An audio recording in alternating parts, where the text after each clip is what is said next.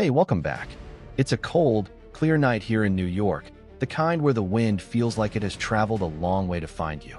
And it got me thinking about other winds, other cold nights, and the stories people told to make sense of them. Stories not just of what happened, but of who they were. Stories that, in a way, built a world. I'm Ibnul J. Farabi, and this is The Great Conversation. Today, we're sailing north. We're leaving behind the structured philosophies and sun-baked epics we often talk about, and we're heading into the mist and firelight of the Viking Age. Our focus isn't just on the raids or the longships, but on the stories they left behind, the Icelandic Sagas. These are the texts that transformed chaos into legacy, and in doing so, midwifed the birth of a national psyche for the Norse people, and particularly for Iceland. They sit in this incredible, ambiguous space between history and myth, and that's exactly where their power lies. So what exactly are the sagas? If you're picturing bearded warriors shouting about gods and monsters, well, that's part of it, but it's not the whole picture. The sagas, especially the Íslendingasögur, the sagas of Icelanders, are prose narratives written mostly in the 13th and 14th centuries. They're set in the 9th, 10th, and 11th centuries, the so-called Saga Age. And here's the first fascinating tension. They were written down centuries after the events they describe by Christian authors about their pagan ancestors. Imagine that for a second. You're an Icelander in the 1200s, living in a society that's part of European Christendom, but you're compiling the definitive stories of your great-great-grandparents, who worshipped Thor and Odin. You are, in essence, creating an origin story. The style is famously stark. It's like the landscape of Iceland itself. All bare rock, clear air, and sudden, brutal beauty. The prose is unadorned. You'll get lines like, "He swung his axe at Thor's head, splitting it down to the shoulders." Matter of fact, no flowery description of the gore, no insight into the killer's raging emotions. The action is the character. This style creates an aura of sober truth-telling. It feels like a court testimony, a report, and that was likely the point. These weren't just entertainments. They were legal and social documents in narrative form. They established property claims, genealogical rights, and precedents for feud and settlement. The saga is a courtroom, and every action is entered as evidence. But within this framework of supposed historical record blooms the most potent myth. Not myth as in falsehood, but myth as in the foundational story that explains a people's values. The central, beating heart of the saga ethos is a concept we all know but rarely live by to its extreme: honor. And honor in the sagas is a cold, hard, and often fatal calculus. It's a system of social credit more binding than any law.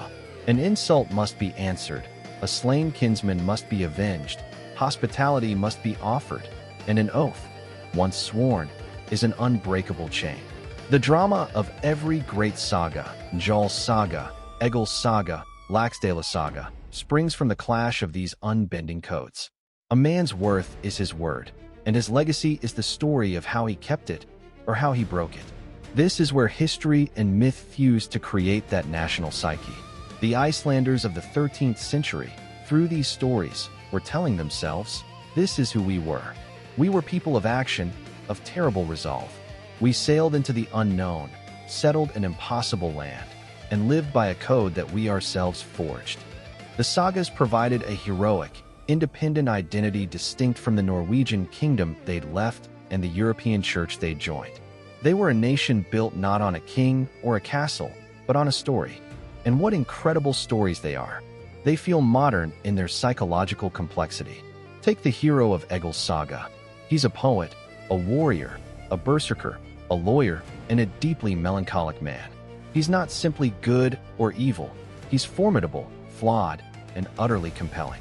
Or consider the heartbreaking triangle in Laxdæla's saga, where the proud heroine Gudrun, after orchestrating the death of her former lover, confesses in her old age, "I was worse to the one I loved the most." These aren't caricatures. They are people, etched in ice and fire. Listening to these tales from my apartment in this hypermodern city, I'm struck by something. As an engineer and an entrepreneur, I live in a world obsessed with the future, the next product, the next solution, the next disruption. The sagas come from a world obsessed with the past, but not out of mere nostalgia. They use the past as a tool. They curated it, shaped it, and weaponized it to navigate their present. They built their identity, their laws, and their sense of place not on what they hoped to be, but on a story of what they believe they once were. It's a form of storytelling as nation building. We all do a smaller version of this, don't we? We construct the narrative of our own lives, where we came from, the challenges we faced, the choices that defined us. We are all the authors of our own sagas, trying to make a coherent story out of the chaos of days. The Viking Sagas teach us that history is never just a list of facts. It's the story we choose to tell about those facts. For Iceland, the sagas were the crucible where history was alchemized into myth, and myth crystallized into an enduring sense of self. They took the raw, often brutal, material of settlement and feud, and from it forged a legend of independence, resilience, and uncompromising personal code that defines that island nation to this day. So the next time you feel a wind that seems to carry an old story, or you find yourself shaping the tale of your own family or your own choices, remember the Icelanders by their long fire, writing their past into existence.